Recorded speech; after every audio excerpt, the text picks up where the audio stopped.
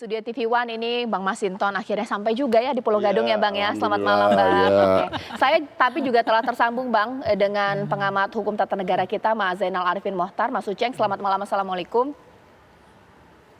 Waalaikumsalam, Ya. selamat malam. Mas Uceng langsung saja. Bung ini Masinton. Ya, pertanyaan Mas Uceng. dari publik melihat dinamika keputusan MK hari ini, bahkan juga ada Apa aksi suara saya demonstrasi. Kedengaran ada aksi demonstrasi penolakan pro dan kontra terkait sosok capres-cawapres di bawah 40 tahun punya pengalaman kepala daerah. Pertanyaannya Halo. mungkin dari putusan MK ini bisa Halo. diberlakukan di Mas Uceng? Bisa mendengar suara Halo. saya? Maaf, suara dari studio nggak jelas di saya. Oke, baik. Tidak ada suara Nanti sama saya sekali. akan perbaiki ya komunikasi saya dengan Mas Uceng ya. Mungkin saya tanyakan hal tersebut mungkin kepada Bang Masinton terlebih dahulu. Bang Masinton, sebenarnya kalau dari PDIP sendiri, ini sebenarnya mau segera dieksekusi atau kemudian tidak? Karena sebelumnya di kabar petang sempat kita tanyakan juga pertanyaan Halo, dengan Mas dari Arya Bima studio nggak ada bahwa suaranya, Mbak. harusnya ini ada Jadi peran begini, dari DPR juga. kalau saya mungkin nggak menjawab itu, Ya. tapi saya melihat putusan MK ini harus dilihat dari satu rangkaian desain besar, ya grand design, ya itu ada upaya pelanggengan kekuasaan di sini. Dari mulai narasi besarnya adalah penundaan pemilu, terus kemudian mencoba untuk mengutak-atik konstitusi dengan 3 periode, ya kemudian ketika itu ditolak oleh masyarakat, kemudian muncullah skenario berikut, yaitu menggunakan Mahkamah Konstitusi yang kemudian dipelesetkan oleh masyarakat menjadi Mahkamah Keluarga. Nah, satu hal yang menjadi warning buat kita saat ini, buat bangsa ini, ya terlepas MK sudah memberikan jalannya, membuat satu norma baru di situ. Tetapi yang harus ditangkap adalah suasana kebatinan rakyat hari ini. Tidak menghendaki 3 periode dan tidak menghendaki politik dinasti. Hati-hati, Oh. hati-hati. Kencang berarti ya, jangan ada politik Hati-hati, dinasti. enggak. Dan saya sendiri menentang.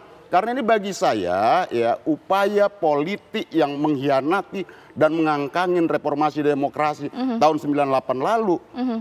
Gitu loh. Nah, Oke. terserah apakah sekarang jalan ini dibuka, apakah ini mau digunakan.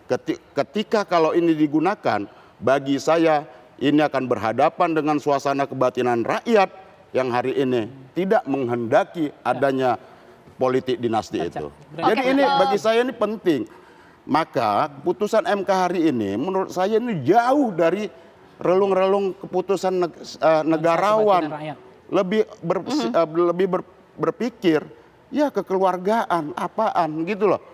Nah, ini yang kita bayangkan selama ini Mahkamah Konstitusi itu adalah diisi oleh hakim-hakim yang berpikir negarawan. Tetapi hari ini cara berpikirnya tidak negarawan dan sering putusan MK itu keluar dari desain politik, demokrasi dan reformasi itu sendiri. Nah, maka bagi kita ini penting ya ketika jalan ini tadi, jalan ini sudah dibukakan, ketika ini digunakan untuk melanggengkan politik dinasti, bagi saya ini hati-hati. Ya, oke. Ya, suasana kebatinan rakyat itu menentang itu. Oke, baik. Berarti dari PDIP suaranya adalah jangan sampai kemudian hal tersebut memuluskan atau melanggengkan politik dinasti. Iya, kita harus kasih warning. Betul. Sekarang saya mau coba lagi komunikasi saya dengan Mas Uceng. Mas Uceng, bisa dengar suara saya dengan jelas tidak? Bisa? Oke, baik Mas Uceng, selain mengenai apakah putusan MK ini nanti bisa diberlakukan di 2024, mengingat pendaftarannya kan tinggal beberapa hari lagi, bahkan juga ada sedikit kebingungan antara isi petitum dengan putusan MK sedikit berbeda. Petitum dari pemohon ini berusia paling rendah 40 tahun atau berpengalaman sebagai kepala daerah. Sementara putusan MK berusia paling rendah 40 tahun atau pernah atau sedang menduduki jabatan sebagai kepala daerah.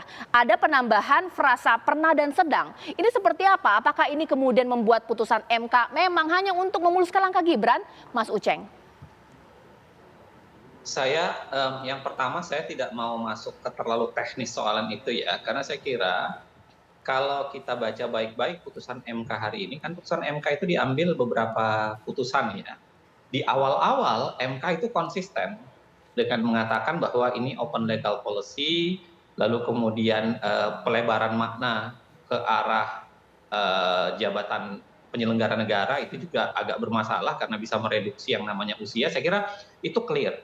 Nah, memang di putusan terakhir ini yang tiba-tiba aneh gitu, dan dugaan saya tolong bukan sekedar dugaan ya, tapi tolong dibaca baik-baik dissenting. Ada 4 dissenting, dan dissenting itu menurut saya menarik sekali. Saya membaca 4 dissenting mulai dari Wahidudin Adam, lalu kemudian Saldi Isra, lalu kemudian Arif Hidayat dan Pak Soehartoyo, itu sebenarnya bukan menceritakan kelemahan rasio legis dari putusannya. Karena sebenarnya rasio legis dari putusan hari ini itu nyaris tidak ada. Nyaris nggak benar, karena tiba-tiba menyamakan saja, mengatakan bahwa diperbolehkan sepanjang dia elected official. Dia adalah jabatan yang dipilih secara elected. Nah, di dissenting opinion hari ini sebenarnya yang terjadi itu lebih banyak marah-marah. Jadi tolong dibaca baik-baik teman-teman sekalian. Yang pertama yang diceritakan begini. Ada 2 gelombang putusan MK. Putusan pertama itu sudah ngambil penolakan. Tiba-tiba ada permohonan baru yang mengubah konstelasi itu. Dan hakim yang dulu konsisten di gelombang permohonan pertama itu, tiba-tiba di gelombang permohonan kedua itu berubah. Itu permohonan yang dibacakan tadi itu kan terregistrasinya itu 13 September. Ya, jadi itu gelombang terakhir gitu. Itu diceritakan oleh Saldi Isra dan Arif Hidayat. Nah, yang lebih luar biasanya lagi katanya, di putusan yang lain, Ketua MK itu konsisten, tidak ikut dalam memutus perkara. Kalau pernyataan Saldi Isra dikatakan karena Ketua MK mau menjaga dirinya dari konflik kepentingan. Ya kan? Walaupun belakangan tiba-tiba di putusan yang terakhir dibacakan itu tadi, Hakim Anwar Usman masuk. Padahal kalau kita mau bicara konflik kepentingan ini menarik, karena putusan yang terakhir itulah atau permohonan terakhir itulah yang memention secara langsung nama Gibran. Ya, yang lainnya kan tidak ada yang memention nama Gibran. Ini langsung. Bahkan pemohonnya itu orang yang mengaku sebagai pengagum Gibran. Ya kan, dan itu sebabnya dia masukkan permohonan. Jadi kok bisa di permohonan yang lain yang tidak ada nama ponakan, tiba-tiba Anwar Usman tidak masuk, ya, tetapi tiba-tiba di permohonan yang ada nama Gibran, Anwar Usman malah masuk gitu. Bahkan kalau kita lihat kronologinya itu diceritakan oleh Arif Hidayat, tiba-tiba ada permohonan baru masuk, dan permohonan inilah yang mengubah pendapat hakim yang awalnya kekeh sama open legal policy tiba-tiba berubah. Jadi kalau Mbak Caca nanya tadi soal keanehan-keanehan itu, saya kira itu keanehan sederhana.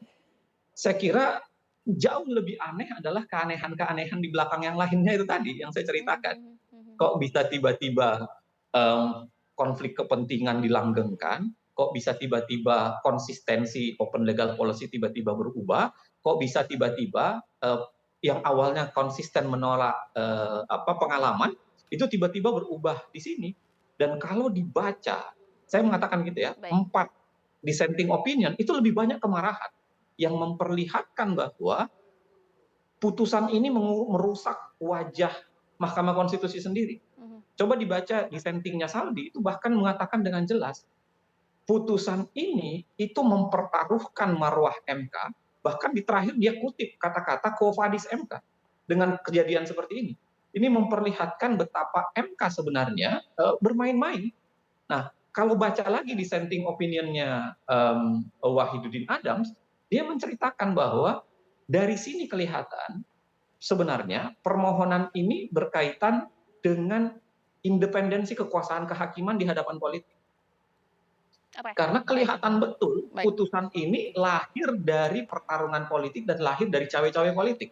Sehingga putusan ini keluar. Nah, jadi kalau yang tadi Mbak Caca bilang ada keanehan di sini, saya kira itu keanehan yang sederhana. Keanehan yang sederhana yang sebenarnya itu hanya hulu. Di hilirnya itu jauh lebih jauh lebih luar Baik, biasa. Mas Uceng ditahan dulu karena saya harus iklan. Nanti saat lagi saya akan tanya kepada Mas Pangi bahwa di prosesnya aja sudah ada keanehan. Kalau nanti pada akhirnya memang benar Gibran berpasangan dengan Pak Prabowo, ini kemudian bagaimana image bahkan juga respon dari rakyat. Sekarang saja sudah ada aksi demonstrasi ya, usai jeda berikut.